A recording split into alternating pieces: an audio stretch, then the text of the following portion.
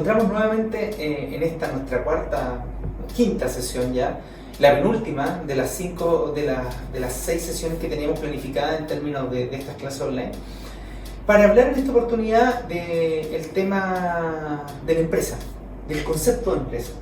Y el concepto de empresa en general, clasificaciones, cuáles son sus distintos tipos organizativos, y específicamente nos vamos a centrar en un tipo de empresa en especial, que es el que vamos a ver durante la presentación. Así que os invito a ver esta presentación que aquí nos acompaña.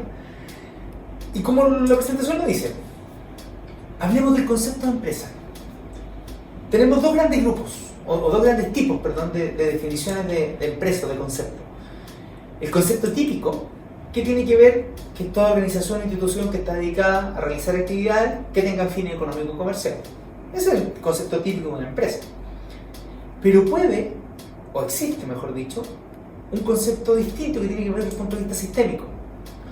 Desde el punto de vista sistémico, la empresa es un sistema que interacciona con el entorno, materializando una idea, satisfaciendo demandas y deseos de los clientes a través de una actividad económica. No cambia mucho, pero sí le da un concepto distinto a lo que es empresa. También desde otros puntos de vista podemos tener un concepto de empresa desde el punto de vista legal. Que desde el punto de vista legal, la empresa es toda aquella entidad independiente de su forma jurídica que ejerce una actividad económica. Desde el punto de vista económico, desde el punto de vista del concepto de la teoría económica, la empresa es el conjunto del capital, la administración y el trabajo dedicadas a satisfacer una necesidad en el mercado. Una organización o actividad económica de negocios principalmente. Y desde el punto de vista social, la empresa en sí es un grupo social a través de la administración de sus recursos, del capital y del trabajo, se producen bienes y servicios que vienen a satisfacer las necesidades de una comunidad. En el fondo, socialmente es muy parecido al enfoque sistémico o a la definición típica que tiene la empresa, que tiene que ver que es todo aquel conjunto de actividades humanas organizadas con el fin de producir bienes o servicios. De acuerdo a las distintas definiciones que podemos hacer, no del concepto, sino que definiciones de los tipos, podemos clasificar las empresas, generar distintos tipos de empresas. Vamos viendo. Tenemos 5 posibles clasificaciones de la empresa. Si nos referimos al destino de los beneficios económicos, podemos tener empresas que tengan fines de lucro, donde los excedentes que la empresa genera, las utilidades, las ganancias, pasan a los propietarios. Y tenemos las empresas sin fines de lucro, donde todos los excedentes o utilidades que la empresa recibe, recuerden que excedente de utilidad es todos los ingresos que recibo menos lo que me cuesta producir esos ingresos. Eso es una utilidad. Si esa utilidad se reparte entre los dueños, tiene fines de lucro. Si esa utilidad se reinvierte en la empresa, pero no por una decisión de los dueños, sino que específicamente porque los estatutos de la empresa lo dicen así, es una empresa que no tiene fines de lucro. Y ese concepto, sobre todo hoy día en las discusiones que hemos tenido en los últimos 3-4 años respecto al tema del concepto en educación, principalmente respecto al tema del lucro en la educación, es muy importante. Porque en el fondo yo podría decir, no, mi empresa no tiene fines de lucro. Claro, pero en su definición como tal, sí tenía fines de lucro. Yo digo, todo lo que yo recibo lo reinvierto en la empresa, no me dejo nada para mí. ¡Qué bien! Te felicito. Pero tu definición como tal indica que sí tiene fines de lucro. Por lo tanto, es una empresa con fines de lucro por mucho que tú no retires utilidades. También lo podemos clasificar según el sector o actividad en el cual se desenvuelve. Y aquí tenemos los 3 típicos sectores que quizás ustedes lo aprendieron en el primer curso de economía, que son el sector primario, que tiene que ver con todo. El sector primario es el sector que se denomina también extractivo, ¿ya? ¿Por qué? Porque es el elemento básico de su actividad, sostiene directamente la naturaleza. ¿Qué está en el sector primario? La agricultura, la ganadería, la caza, la pesca, la extracción de áridos, agua, de los minerales, el petróleo, la energía eólica, todo eso es sector primario. El sector secundario industrial es que toma las materias primas que genera el sector primario y las transforma. ¿Por qué? Porque realizan algún proceso de transformación de esa materia prima. La construcción, la óptica, la maderera, la industria textil, todo eso es sector secundario. Y el sector terciario es el sector de servicios. Aquí se incluyen a las empresas cuyo principal elemento es la capacidad humana para realizar trabajos físicos o intelectuales. Comprende también, a su vez, una variedad de empresas, como transporte, bancos, comercio, seguro, hotelería, asesoría, educación, restaurante. Todo es sector terciario. Una tercera clasificación de las empresas tiene que ver de acuerdo al tamaño de esta empresa o por el número de trabajadores. Y vamos a decir que las empresas que tienen entre 0 y 5, aparte obviamente del dueño más, entre 0 y 5 trabajadores son las microempresas. Si tienen de 5 a 50 trabajadores, la clasificación principalmente, la que usa Corfo y la que usan muchos autores, habla de pequeña empresa. Y acá viene el concepto de la mediana empresa, que también uno habla de la pyme, pequeña y mediana empresa, porque entre algunos autores la mediana empresa está entre 50 y 250 trabajadores. Hay otros que tienen entre 50 y 500. ¿Ya? Y luego viene la gran empresa, que es toda aquella empresa que tienen más de 500 trabajadores, y algunos autores también los que consideran también la mediana empresa hasta 250 de ahí en adelante. Pero en el fondo esta clasificación de las empresas tiene que ver con el concepto de la cantidad de trabajadores que tienen. Ya sobre 500 estamos hablando de una gran empresa, a nivel de toda su organización. Cuarta clasificación, según la propiedad del capital. Y aquí tenemos tres grandes grupos. La empresa privada, propiamente tal, que quizás es la que todos conocemos, la que tenemos, la que muchos tenemos, o la que tienen sus papás, o la que participan, que es donde la propiedad del capital, es decir, con lo que se ha generado esa empresa, el capital con el cual la empresa partió o funciona, es de propiedad privada. Por otra parte, tenemos las empresas públicas, que son aquellas en que el capital le pertenece al Estado. Por ejemplo, Codelco. El capital de Codelco es netamente del Estado. TVN, Correos de Chile, son empresas públicas. Ahora, todas esas empresas además tienen un estatuto especial, cada una casi. Codelco tiene una ley especial del cobre, TVN tiene una ley especial de TVN que les permite funcionar como empresa privada en términos operativos, pero la propiedad, por ejemplo, la propiedad del capital es parte del Estado, es parte de todos los chilenos. Ahora, obviamente, las utilidades que esas empresas dejan, porque tienen todas fines de lucro, ¿a dónde ingresan? A los propietarios. ¿Quiénes son los propietarios? El Estado de Chile. Entonces, la utilidad que deja Codelco, ¿a dónde va? Va a aumentar justamente el presupuesto de la nación, con el cual la nación realiza justamente todas sus acciones. Todo el gasto social, todo el gasto en salud, las inversiones que la nación hace, el Estado hace, provienen muchas veces de las ganancias que recibe de empresas como Codelco, como TVN, que ya mucho tiempo que no entrega utilidades, pero sí en los años entre el 95, 96 hasta como el 2010 generaba utilidades para el Estado y grandes utilidades, y tenía grandes reservas también. Y por lo mismo las empresas públicas, por ejemplo, el Banco Estado también. Estaba viendo una noticia ayer que el Banco Estado fue la empresa por el año 2019 que más ganancias, que más utilidades le entregó al Estado, más incluso que Codelco. Entonces, estas empresas justamente están obligadas a entregar su ganancia, su lucro, al Estado, que es su propietario. Ahora, el Estado en sí, ¿qué desventaja tiene ser empresa pública muchas veces? Más allá de que podamos entrar en discusiones respecto al manejo de la empresa o cómo llegan quienes la dirigen ahí, muchas veces tiene que ver con que, por ejemplo, una empresa del Estado, el ejemplo más claro lo tenemos hoy día con TVN, que necesita endeudarse para poder funcionar porque claramente no le está yendo bien, requiere justamente el aval del Estado, autorización del Estado para poder endeudarse, o es el Estado, el dueño, el que tiene que poner plata de su bolsillo para que esa empresa funcione. Entonces, y tenemos también una clasificación de empresas mixtas. ¿Cuáles son las empresas mixtas? Son aquellas que son propiedad del capital, es compartida entre el Estado y los particulares.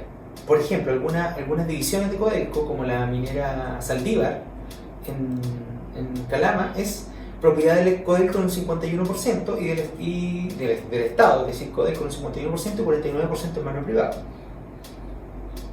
Por lo tanto, las ganancias también ingresan en un 51% para el Estado como tal. Última clasificación típica, y es la que más quizás trabajamos, tiene que ver según la forma jurídica. Y acá depende de cómo se organiza la empresa. Tenemos la IRL, que son empresas de una sola persona, ¿ya? Antiguamente no existían. Cuando se crearon era para separar el patrimonio de la persona dueña de la persona empresa. A empresas de responsabilidad limitada, donde está compuesto por 2 o más socios, dependiendo de la cantidad de porcentaje que tengan, y que las decisiones se toman de acuerdo a lo que establezcan ellos. La sociedad anónima, donde no conocemos quiénes son los socios muchas veces, sino que se determinan y se emiten acciones, y esas acciones, la sociedad anónima podemos tener abierta o cerrada. Cuando son abiertas, esas acciones se transan en bolsa, y al transarse en bolsa se regulan justamente por hoy día por la CMF, la Comisión para el Mercado Financiero, antiguamente la Superintendencia de Valores. Y la CMF, la Comisión para el Mercado Financiero, la regula justamente que la información que se maneje de esas empresas sea la correcta. ¿Para qué? Para que esa empresa dé seguridad justamente a quienes están invirtiendo en ella.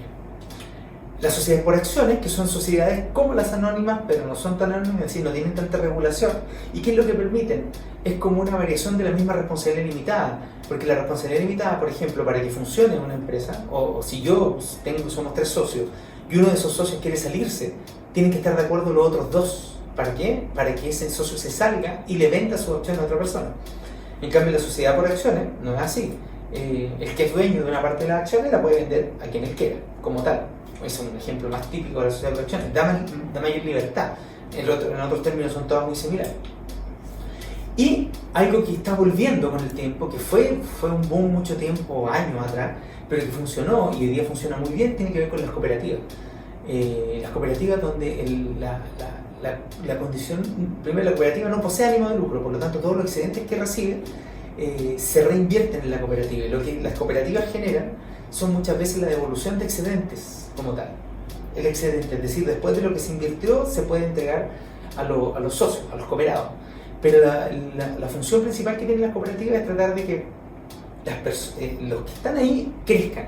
Por ejemplo, tenemos cooperativas agrícolas, tenemos cooperativas de artesanos que funcionan así. Todo lo que es la nueva economía, la economía sustentable, la economía B, que le llaman, está funcionando mucho en términos de cooperados, es decir, personas que se reúnen porque hacen actividades similares y de esa manera logran presentar o logran armar una empresa y obviamente obtener beneficios de eso en términos de la asociatividad para conseguir llegar a nuevos mercados, cosas que muchas veces solos no podrían hacer.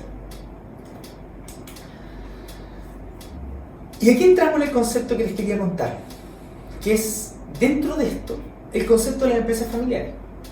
Y el concepto de las empresas familiares tiene que ver con algo que ha surgido últimamente. O sea, es decir, negocios que parten con una persona de la familia, con 1 o 2 personas de la familia, y que van creciendo. Y esas personas, cuando se van yendo, porque en algún momento se tienen que morir, van teniendo hijos y le van entregando.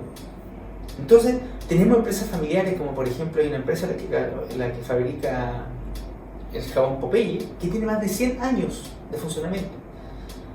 Otras empresas que partieron familiar, bueno, Falabella, hoy día una gigantesca empresa, pero partió como familiar, donde el abuelo de las dueñas, de las principales dueñas de Falabella, la hermana Solari, el abuelo materno de ella formó la empresa. Y la tomaron justamente, y ellos son los que hoy día se quedan con esa empresa. Esa empresa ha crecido mucho, pero partió como una empresa familiar.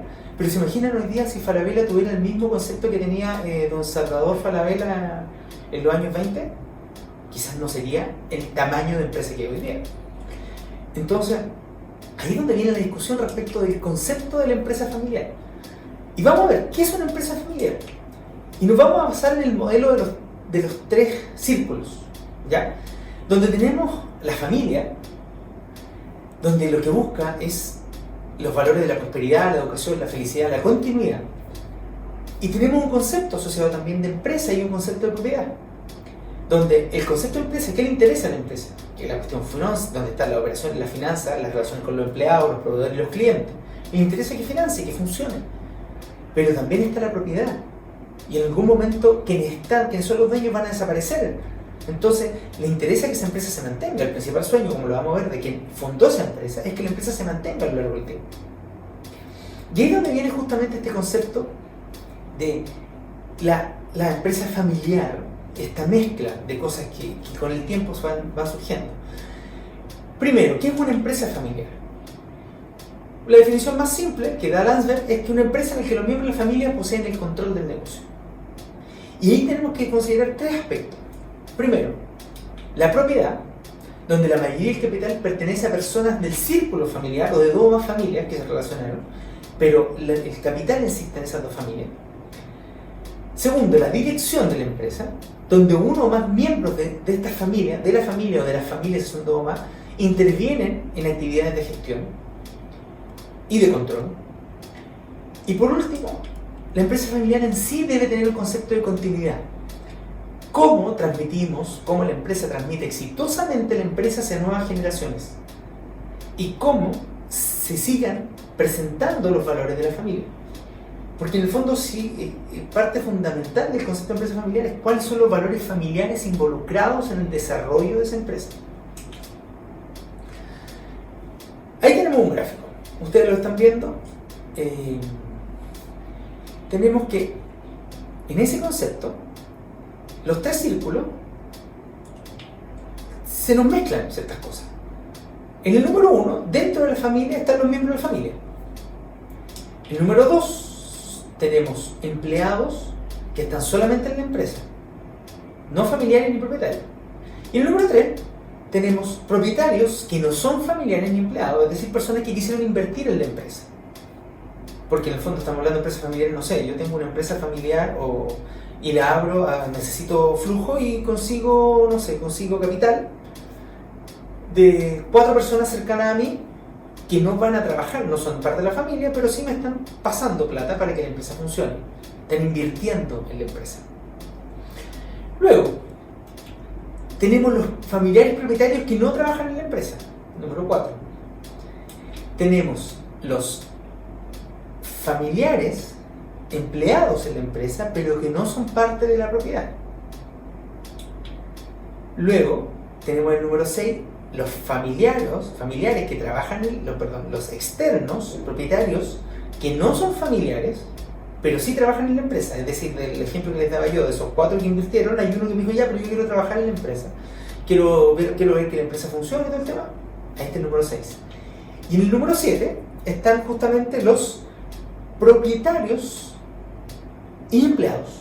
Es decir, son parte de la familia, trabajan en la empresa y además son parte de la propiedad de la empresa. Tienen parte de la propiedad de la empresa. Porque en el 1 no necesariamente son todos los miembros de la familia, pero no necesariamente tienen que tener propiedad en la empresa. Y de acuerdo hasta al modelo de Hampton y Lander, esta es la problemática de la empresa familiar: aunar toda esta cantidad de mundos propiamente tal. ¿Y cuál es la problemática principal de la empresa familiar? La que les decía yo. El sueño de la familia, que el negocio dure para siempre.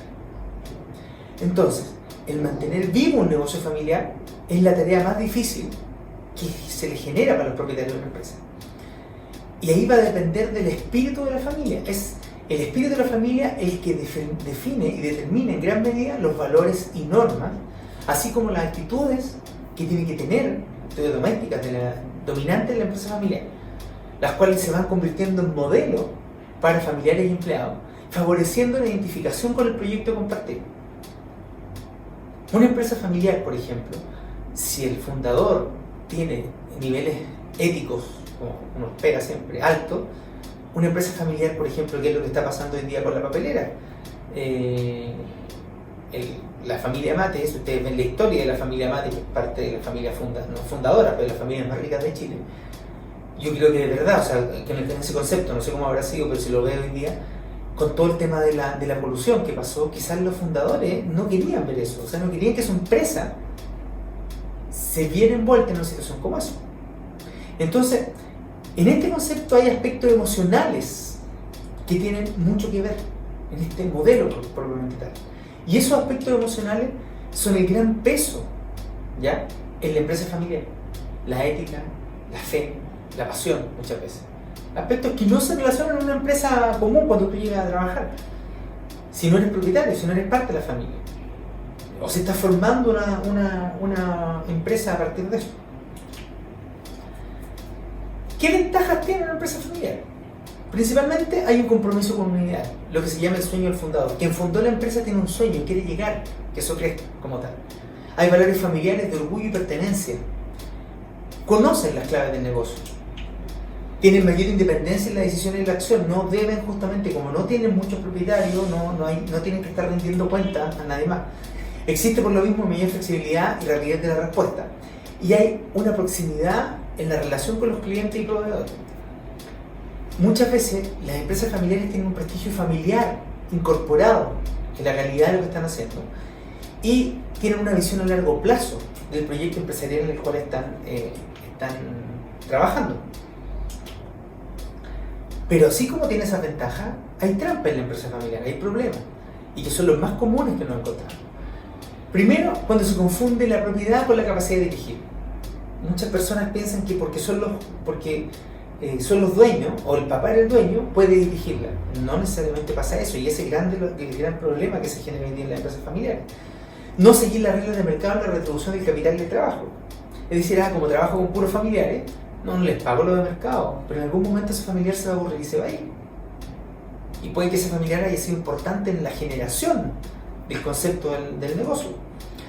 Cuando se confunden las relaciones familiares con las relaciones contractuales, eso es muy común en las empresas familiares, porque somos familia, nos relacionamos de una manera, pero en la empresa, si nos tendemos a relacionar de otra, generamos y entramos en problemas. Otra trampa muy común, retrasar demasiado la sucesión. Es decir, cuando el abuelo, cuando el patriarca, cuando el fundador, le cuesta irse de la empresa, ¿entienden? Le cuesta irse, por lo tanto, retrasa la transmisión de la propiedad. Creerse inmune justamente a los problemas de los otros. Es decir, muchas empresas familiares piensan que porque son empresas familiares no les va a pasar lo que les pasa a otras empresas del mismo rubro en el mercado. Y no es así. Es un gran problema, una trampa que se genera. Y aquí es donde vemos el concepto de la perspectiva generacional, donde tenemos 3 generaciones al menos. Hay empresas que tienen muchas más hoy día y se mantienen. Tenemos la generación inicial del fundador propietario, donde su objetivo es la supervivencia, el crecimiento y la sucesión. Es decir, mantenernos como empresa, crecer como empresa, y cómo le voy a entregar a mis hijos. Si es uno solo, quizás no sea tan difícil, pero si son 2, 3, tiende a ser más difícil. La sociedad de hermanos, armonía y trabajo en equipo. Hermanos que se pueden llevar bien o se pueden llevar mal, pero tienen que trabajar en equipo. Por lo tanto, en ese momento, tiene que estar desde antes, pero en ese momento ya la profesionalización de la dirección es fundamental. Y obviamente la revitalización estratégica de la empresa.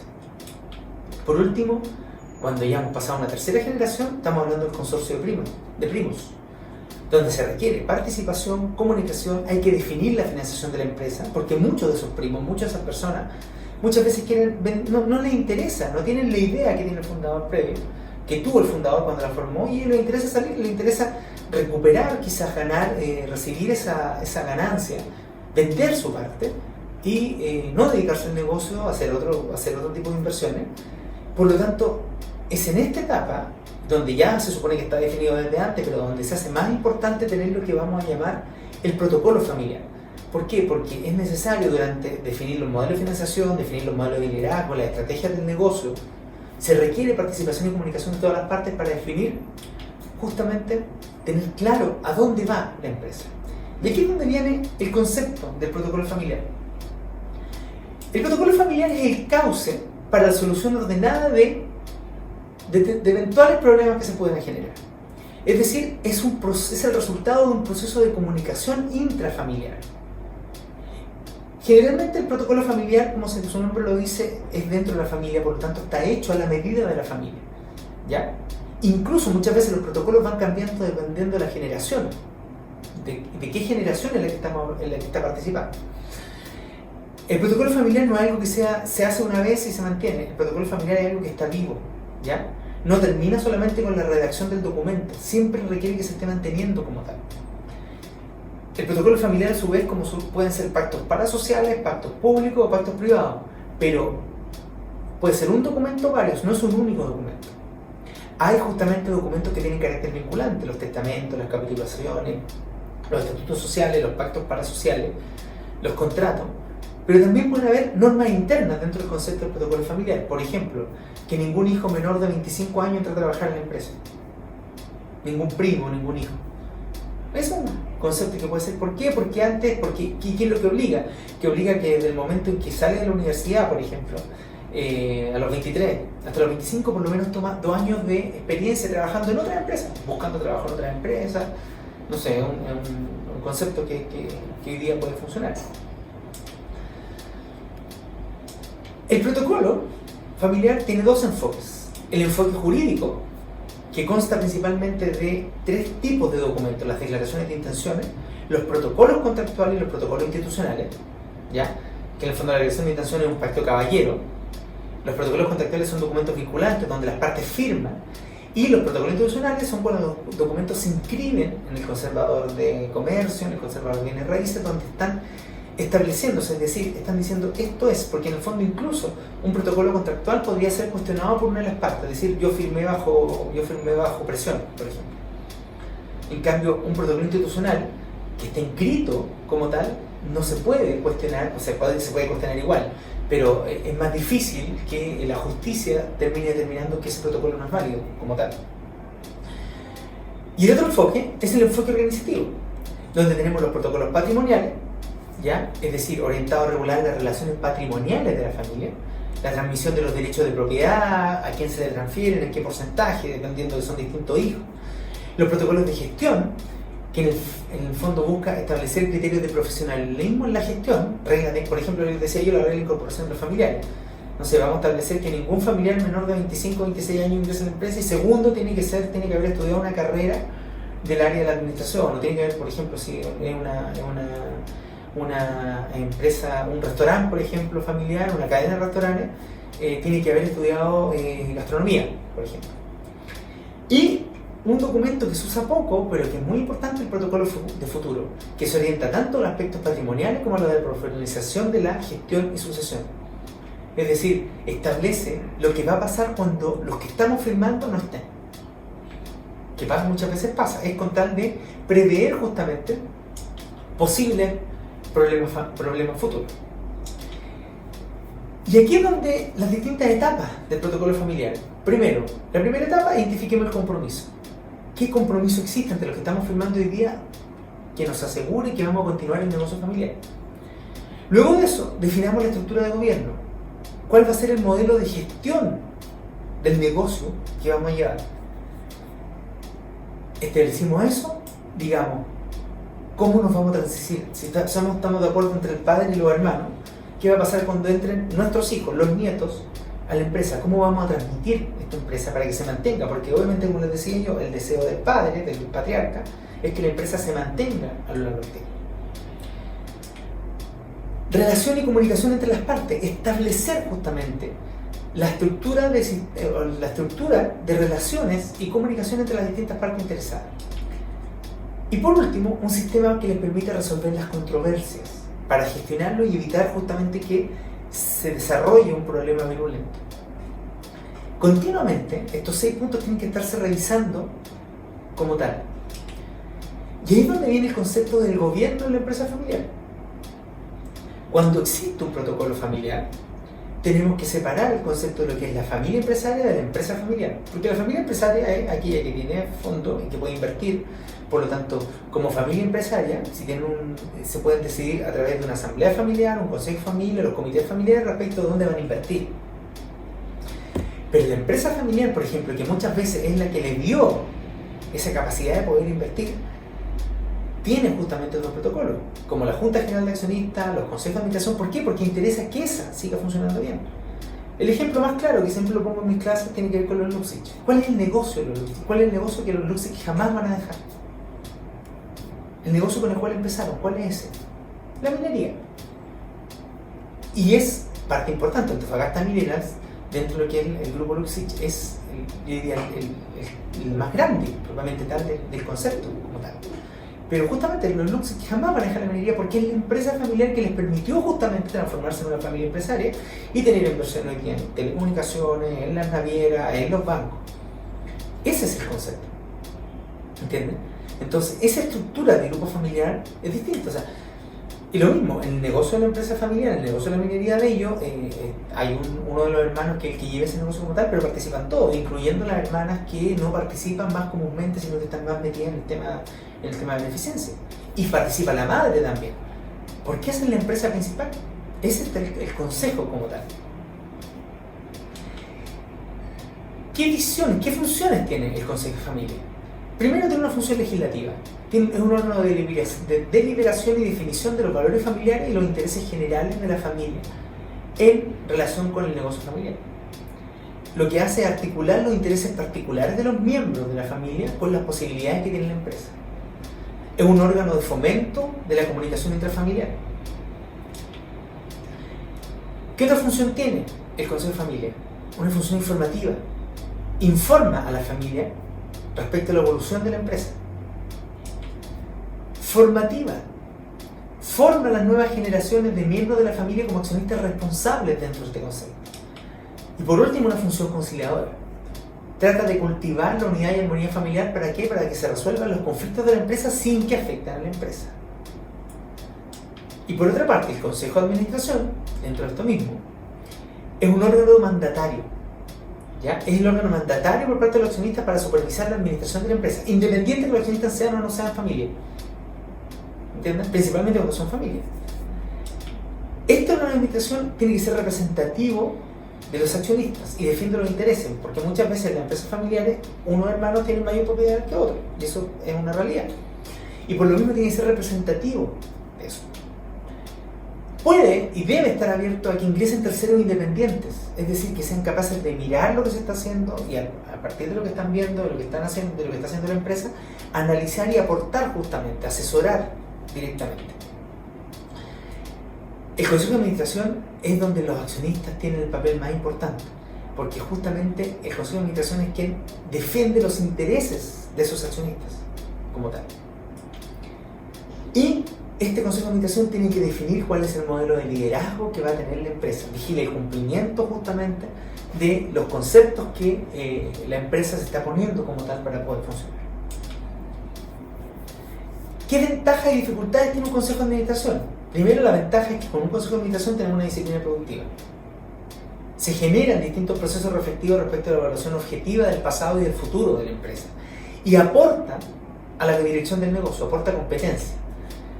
Pero por lo mismo, los consejos de administración requieren tiempo y esfuerzo de parte de la familia. Muchas veces las competencias de quienes podamos traer de los terceros independientes va a depender del atractivo que tenga la empresa. El comportamiento de los consejeros suele estar condicionado a quién me puso ahí.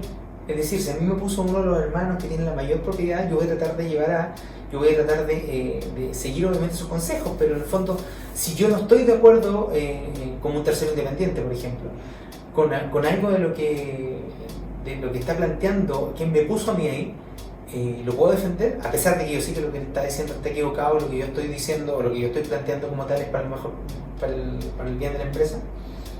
Ese acondicionamiento, que tiene mucho que ver también con pasa mucho también los directores de la empresa, puede ser justamente una de las dificultades que presenta un consejo de administración. Y lo que tiene que hacer justamente es que tiene que determinar qué sistema de remuneración, porque de repente me aparece un consejo de administración que va a tener un gasto adicional y que alguien tiene que recibir una remuneración por eso, si nadie lo hace por bolitas de dulce, como se dice. Pero eso es justamente algo que complica muchas veces. ¿Cómo determinamos ese sistema? Por último, dentro de los últimos conceptos, los conceptos de lo que es la sucesión en la empresa familiar. Y aquí es donde la sucesión y la transmisión de la empresa familiar tienen que entenderse como un proceso, no como acontecimiento. No se murió el patriarca, ponemos uno de los hermanos.